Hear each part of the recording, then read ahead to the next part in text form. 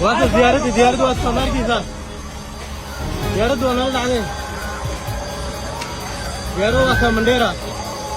Wal bhai. એક બીજી મોટી દુર્ઘટના બની ગઈ. તમને બધાને ખબર હશે કે અમદાવાદની અંદર જે પ્લેન ક્રેશ થયું એના બાદ ઘણા બધા લોકો ઘાયલ થયા અને ઘણા બધા લોકોનું અવસાન થયું. અને અત્યારે હાલ એક મોટા સમાચાર મળી રહ્યા છે.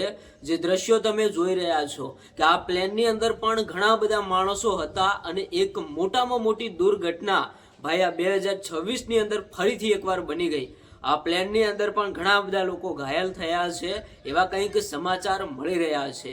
હવે મિત્રો અત્યારે તમે જોતા હશો કે આપણે વાત કરીએ કે અમદાવાદની અંદર જે પ્લેન ક્રેશ થયું ને એમાંથી ક્યાંક ને ક્યાંક ઘણા બધા લોકો અવસાન પામ્યા. એમાંથી ભાઈ કોઈ પણ બચ્યું નહોતું. તમને બધાને ખબર જ હશે. હવે અત્યારે જે સમાચાર મળ્યા, અત્યારે જે આ પ્લેન ક્રેશ થયું એના ઘણા બધા વિડીયો વાયરલ થઈ રહ્યા છે. અને તમે વિચાર કરો કે આ પ્લેન ક્રેશ કઈ જગ્યાએ થયું એ પણ મિત્રો બહુ જાણવા જેવું છે.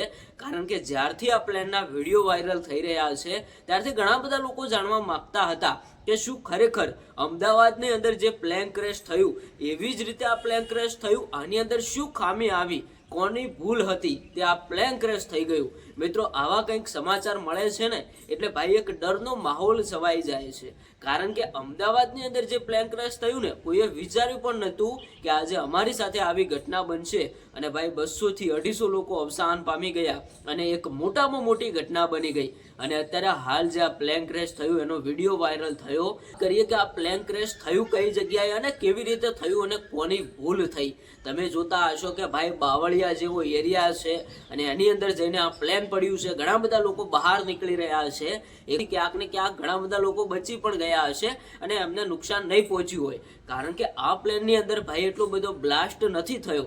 અમદાવાદની અંદર જે પ્લેન ક્રેશ થયું ને એમાં તો ભાઈ મોટામાં મોટો બ્લાસ્ટ થઈ ગયો હતો અને એમાંથી ભાઈ કોઈનું બચવું એ તો ભાઈ ન મુશ્કેલ હતું અને ઘણા બધા લોકો અવસાન પણ પામ્યા. હવે આ પ્લેન કઈ જગ્યાએ ક્રેશ થયું અને આપણા ગુજરાતમાં થયું કે કોઈ બીજા દેશની અંદર?